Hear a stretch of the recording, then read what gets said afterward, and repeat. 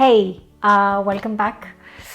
Today's recipe is actually, it came up because my daughter said, "Oh, I really want some chaat, mom." And I thought, oh, okay, hang on a minute. I'll make something delicious and quick.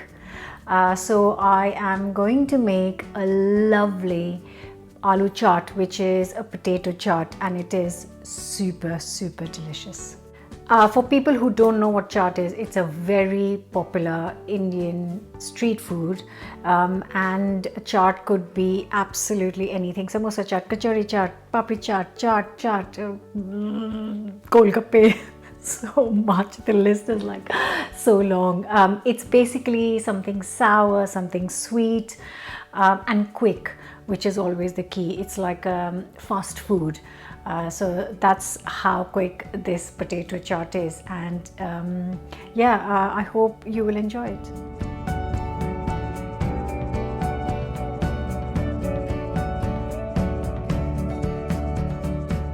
I'm going to just assemble the spices in here. So I've got half a teaspoon of salt, half a teaspoon of chili powder, 1 teaspoon of ground cumin, a tablespoon of amchur, which is dried mango powder, and a teaspoon of chaat masala,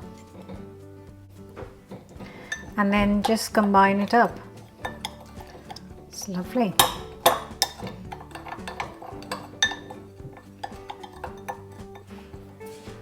Just going to boil these 3 potatoes. Just got a nice wide pan, flat pan, any flat pan will be fine, and 3 to 4 tablespoons of sunflower oil. Just heat it up. So these potatoes are slightly cooled down, they've been boiled, and I'm just going to kind of fry them until they're golden, which is why I've chosen this flat pan, so I can fry them easily. I'm going to do that on high heat.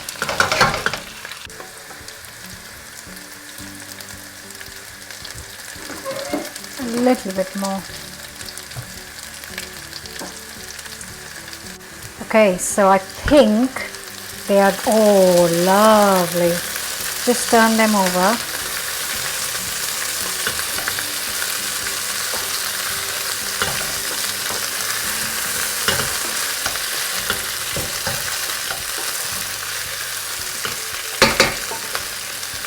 Cook it on this side and get some crispness here as well.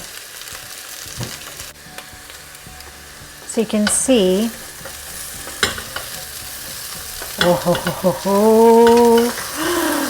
perfect, super crunchy, and that's going to make it super delicious. So all lovely. I've tried to get a color all around as much as I could, and now it's time to add the spices. And I'm going to drain and rinse a tin of chickpeas as well. Right now the potatoes are ready.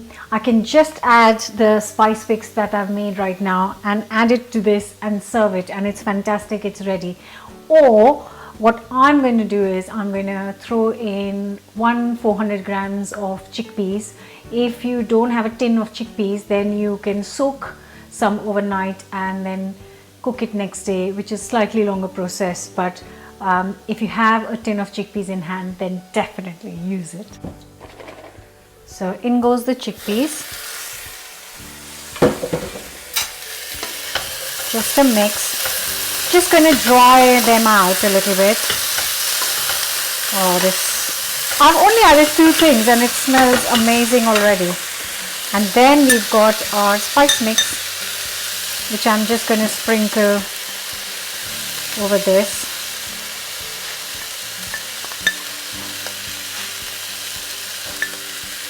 All of it, don't hesitate, just add all of it and then give it a good mix. And you can turn the heat off. I've turned the heat off now. Just good old mix. And then I'm going to add a good handful of fresh coriander leaves, because you know, why not? And then mix. So I'm mixing this off the heat. The hob is off and it's getting really dark because I think it's still not evening, but I think it's about to start raining, which is perfect for this dish. So I can enjoy it in this weather with a cup of tea. This is fantastic. And now to add that, so I've got all the sourness to it. I'm just going to sprinkle a tiniest bit of sugar, which if you don't want, it is optional, but I would recommend that you, and do it when it's still hot so it can kind of melt, dissolve, and just a good sprinkle. And then mix it. So with the heat, oh, this is going to be so awesome.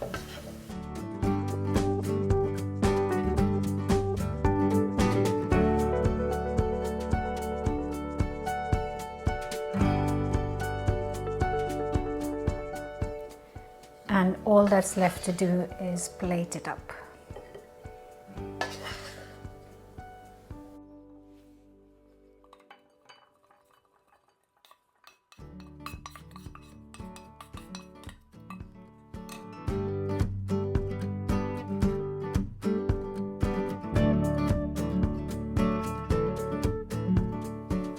Now you might think that this chaat is ready, which it is, so you can eat it straight away, but I am going to sprinkle some more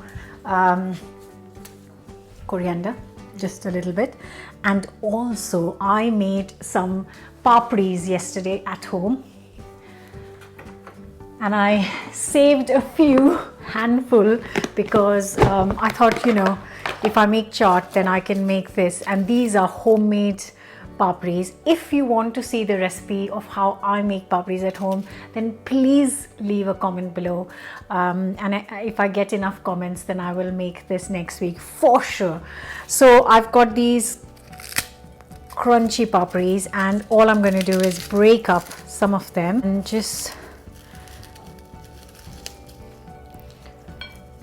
this is going to take it to the next level. One more, why not? And I'm going to grab a spoon and I'm just going to dig in. And yes, I'll take my own plate in a minute, but this is just for 4 of us, so I'm going straight in.